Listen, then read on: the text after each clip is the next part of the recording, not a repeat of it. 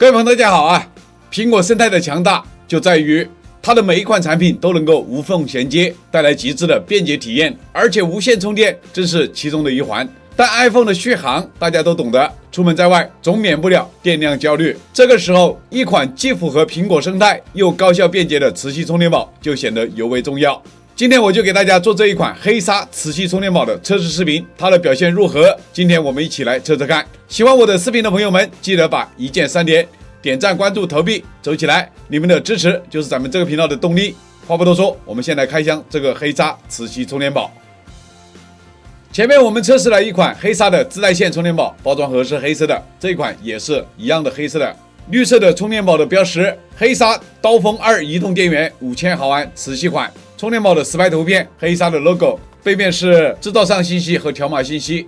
我们直接打开包装盒，内部同样有一个黑鲨的卡片，背面有2维码信息。自带的数据线装在这一个环保的袋子里面，一根短的 CC 线。同样的充电宝本体也是装在这个环保的袋子里面，这是充电宝本体，非常的纤薄。这个是产品的多国语言说明书，同时也是这个产品的保修卡。这个充电宝连包装盒一起的重量是 155.8 克，线材和充电宝一起的重量 116.8 克，单线材的重量9克，单充电宝重量 107.6 克。充电宝的宽度65毫米，长度是102毫米，充电宝的厚度仅仅 8.6 毫米，轻巧纤薄，这就是它的特色吧。这个充电宝整体的外观是灰色加黑色的一种配色，正面用绿色的线条勾勒出一种赛博的风格。5000毫安的标识，黑鲨的标识，这边则是电量指示标识。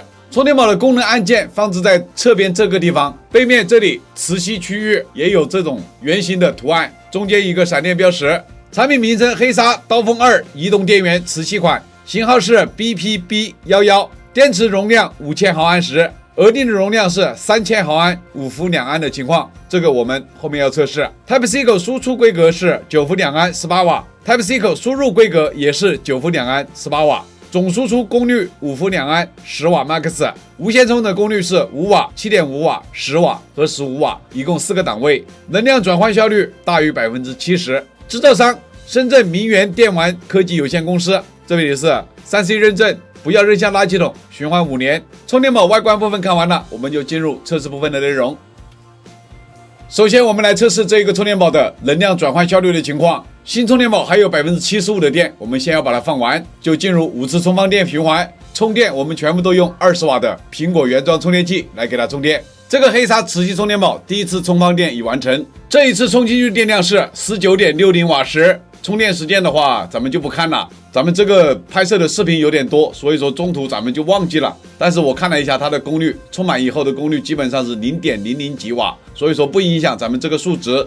第一次放电的话，放出的能量是 14.23 瓦时，放电时间1小时05分钟。这个放电的过程我监测了一下，这种超薄的磁吸充电宝，它的温度控制必须要到位，不然会严重的影响用户的使用体验。这个充电宝它的温控设定在36度左右，只要一到了36度，它就自动的降功率，由18瓦降为5伏2安的10瓦功率，所以放电时间就是1个小时。这个充电宝第2次充放电已完成。这一次充进电量是 20.50 瓦时，充电时间比第一次要短一点。这一次放出电量是 14.25 瓦时，放电时间还是1小时0几分钟。这个充电宝第3次充放电已完成，这一次充进电量 20.47 瓦时，充电时间跟第2次是一样的。这一次放出电量是 14.34 瓦时，放电时间还是1小时0几分钟。这个黑鲨充电宝第4次充放电已完成，这一次充蓄电量是 20.58 瓦时，充电时间还是2个多小时。第4次放电的话，放出容量是 14.05 瓦时，放电时间还是1个小时左右。这个黑鲨充电宝第5次充放电已完成，这一次充进电量是 20.49 瓦时，充电时间还是2个多小时啊。这一次放电咱们是5伏2安的功率进行放的电，一共放出容量是 15.10 瓦时，放电时间1小时26分钟，总共放出容量是2926毫安，也就是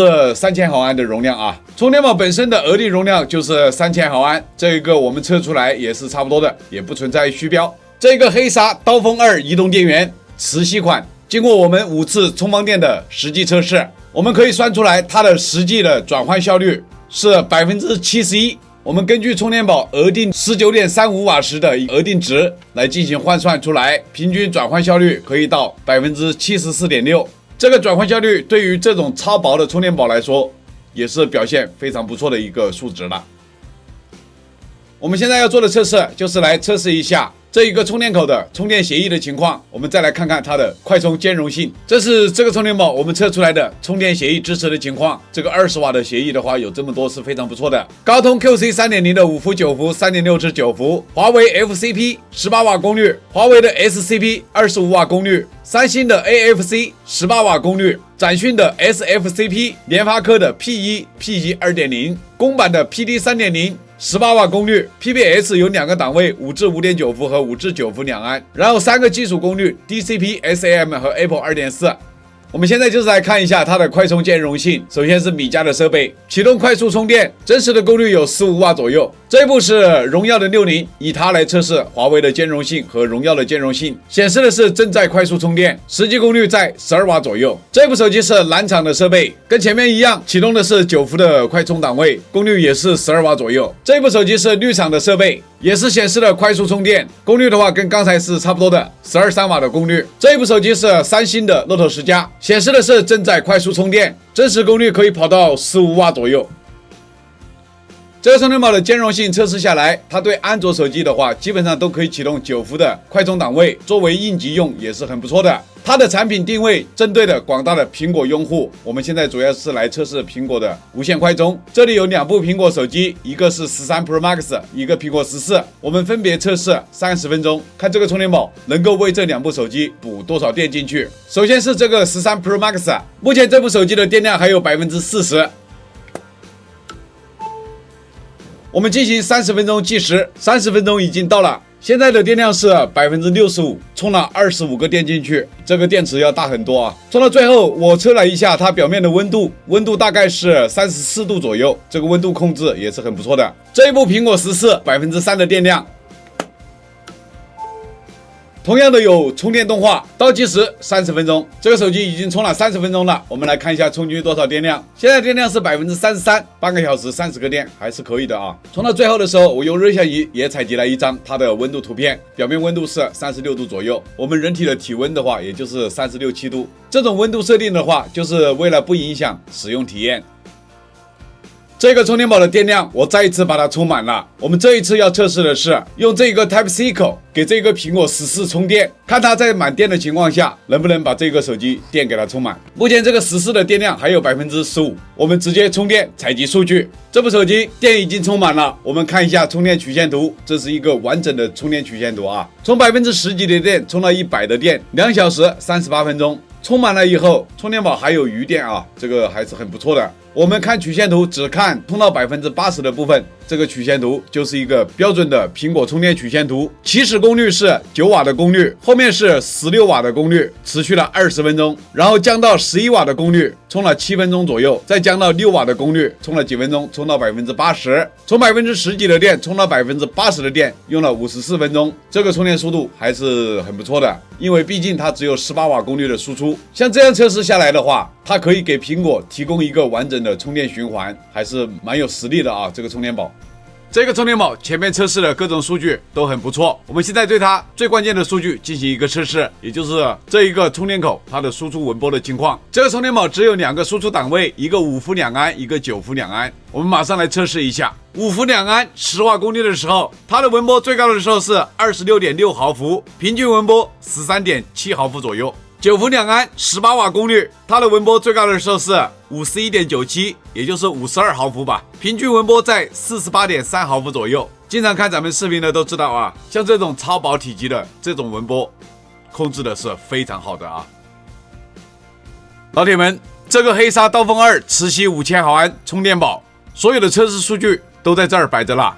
5次循环，实测转换效率 71%， 不算顶尖，但是够实在。容量没有虚标，安卓的快充兼容性也没得挑，全部都可以触发9伏的快充档位，也算是很稳的。苹果磁吸充电实测30分钟可以给13PM 和14充上25%和30%的电，这个还是可以的。满电的情况可以把 iPhone 14从14%到100%的电量充满，一个循环刚刚好，而且充电曲线是非常标准的苹果快充曲线，对于苹果用户日常救急是完全没有问题的啊。文波测试更加亮眼，这么薄这么小的体积，5伏2安26.6毫伏，9伏2安52毫伏，电流干净，用着放心。这款充电宝磁吸设计，轻薄方便，快充稳，文波低，苹果手机的用户闭眼入吧。喜欢我视频的朋友们，记得一键3连，点赞关注投币走起，你们的支持就是咱们这个频道更新的动力。谢谢各位老铁的观看，我们下期视频再见。